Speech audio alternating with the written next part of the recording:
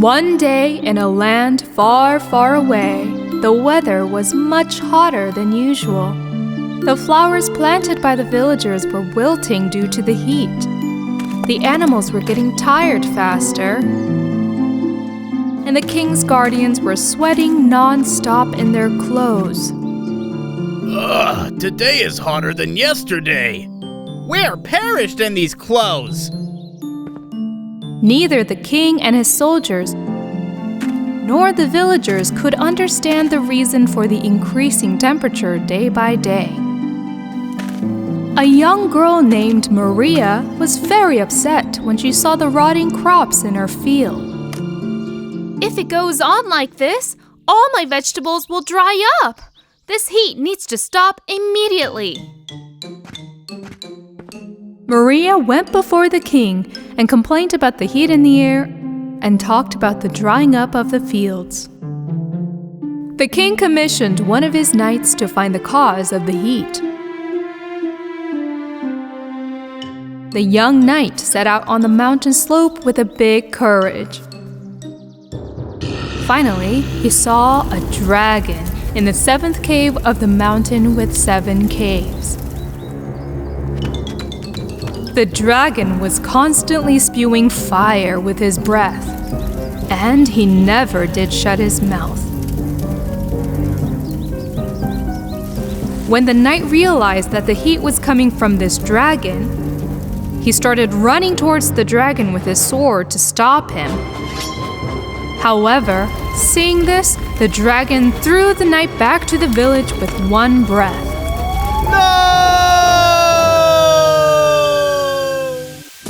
And continued to spew fire with his mouth over the village. The knight passed through the villagers in armor blackened by fire. Maria and the other villagers were very sad with the knight's condition. The knight, on the other hand, went before the king and told all that had happened. My king, an angry dragon is constantly spewing fire over our village. That's why the temperature is rising. A dragon? Yes, look what dragon's fire has done to my armor. The king could not believe what he heard. For several days, he locked himself in his room and thought about how they could defeat the dragon. Then he called his herald and gave him a task. The herald gathered the villagers around him and announced the king's will. The temperature in our village is because of the dragon living in the 7th cave of the mountain with 7 caves. This dragon is very powerful and constantly spews fire. Our king has announced that he will give 100 gold to anyone who can hunt this dragon. Hearing what the herald said, the villagers were terrified. Each of them took a step back and started to return to their homes. However, just at that moment, the young farmer Maria stepped forward with great courage. I can hunt the dragon. What? You're just a girl digging a field. We need strong and mighty male warriors. Isn't there among you? You can't do this, Maria. Maria, no! Dragon hunting is not for you! Everywhere was silence. Despite the king's award, no one but Maria stepped forward. I am a hard-working girl who has animals and a field. I'm ready to do my best to end this heat. Otherwise, my and all the village people's efforts will be destroyed. Neither the herald nor the villagers paid attention to Maria's words. Nevertheless, the next day, Maria took her bow and arrow and set off. It was even hotter that day than any other day. Moreover, it was not easy to climb the mountain with 7 caves.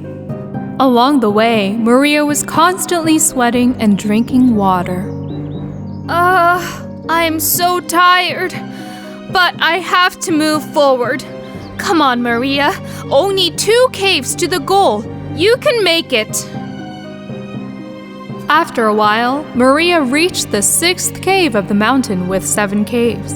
She saw that all the purple flowers that were growing here specifically faded. Even the unique purple flowers are all wilted.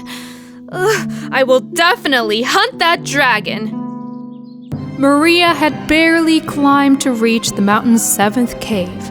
It was so hot in here that Maria almost melted away. Finally, the fire-breathing dragon appeared. Here you are, dragon. I'm not afraid of you. Maria tried to get a few steps closer to the dragon, hiding behind the stones. But the dragon didn't stop. He kept breathing fire. Maria barely survived. Still, she didn't stop. She got a little closer to her target. It was at that moment that she heard a strange sound from the dragon.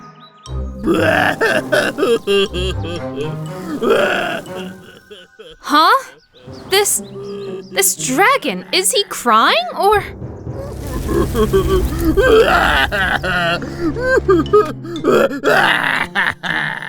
When Maria went around the dragon's back, she noticed that he was tangled in a thorn ivy. No way! It's so scary!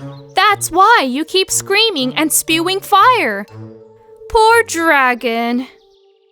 She pulled out the thorn ivy, although it was difficult. Ah! Ow! Even one of these thorns hurts my hand so much. Ouch! Oh, who knows how it hurts the dragon? Meanwhile, the dragon suddenly turned his face towards Maria. He looked at her with an angry look and was about to burst into fire when Maria showed the thorn ivy she had untied. When the dragon realized that he had gotten rid of the thorns, he was very happy and thanked Maria. Then he put her on his back and started flying in the sky. The villagers were very happy when they felt the temperature had returned to normal. When they looked at the sky, they saw Maria flying bravely on top of the dragon. This is Maria! Look! Wow! Oh, Maria, she is so brave! Wow! Unbelievable! Wow! She's amazing! Maria, she has indeed succeeded. The next morning, Maria appeared before the king and told how she saved the dragon. With this courage and benevolence she showed, she became the only girl in the kingdom to be knighted. From that day on, the dragon legend of the brave knight Maria has been told for centuries to children who once worked in the fields just like her.